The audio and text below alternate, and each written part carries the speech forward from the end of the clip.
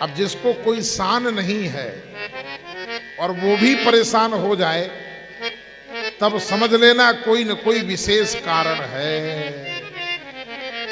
दुनिया परेशान इसलिए है कि वो शान के कारण परेशान है, पोजीशन। एक सज्जन महात्मा जी के पास में गया, बोले महाराज जी बहुत परेशान हो, बहुत परेशान हो। महात्मा ने कहा बेटा तेरे प्रश्न में ही तेरा उत्तर छुपा हुआ है, शान से परे हो जा, परेशानी दूर हो जाएगी। रूखा सूखा खाई के ठंडा पानी पी,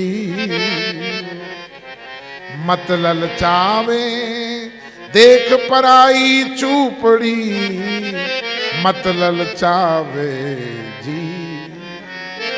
शान से परे हो जा, परमात्मा ने तुझे जो दिया है उसी में खुश हो जा, जितना है उसी में प्रसन्न हो जा।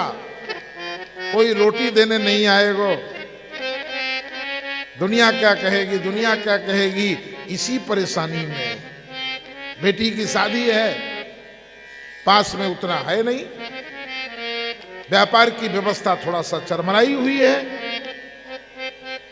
अब शान के लिए कि हमारे साले ने शादी की थी, उस समय 1.5 करोड़ खर्चा किया था।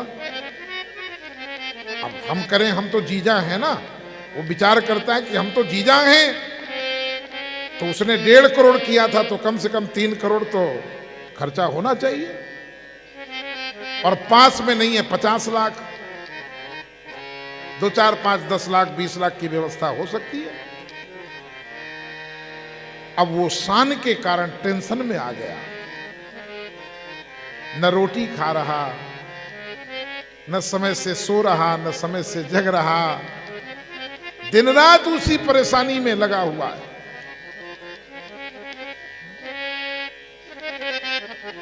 अब परेशानी उसकी किसी ने दी है उसको, वो शान के कारण परेशान है। यदि वो ये विचार कर ले कि ठाकुर जी ने इतना दिया, जो मेरे पास में है उसी को खिला दूंगा, ठीक है, विवाह हो जाएगा।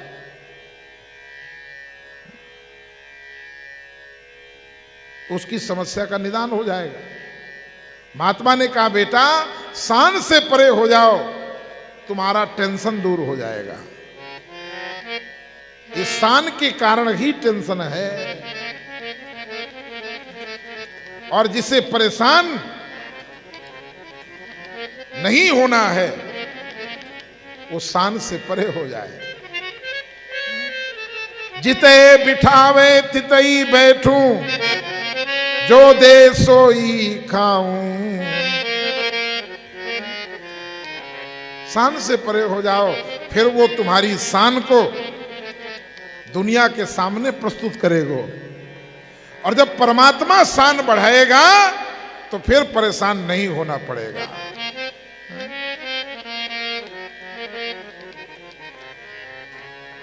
साधु यदि परेशान है तो कोई विशेष कारण है, क्योंकि महात्मा के पास तो कोई शान नहीं है। जब जैसा तब तैसा, और नहीं तो साधु कैसा। जहां जैसी व्यवस्था है उसी में अपने आप को ढाल लेना।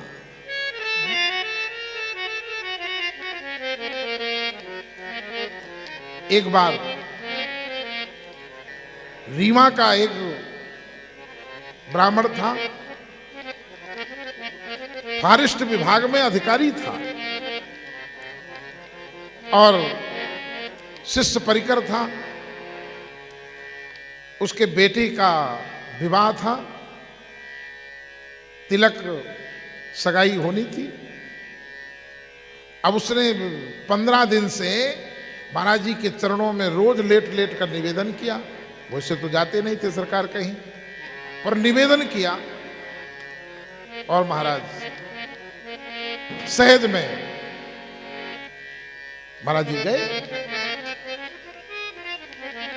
फलहार करते थे, लेकर के महाराज जी को रात्रि में 10-11 बजे पहुंचे।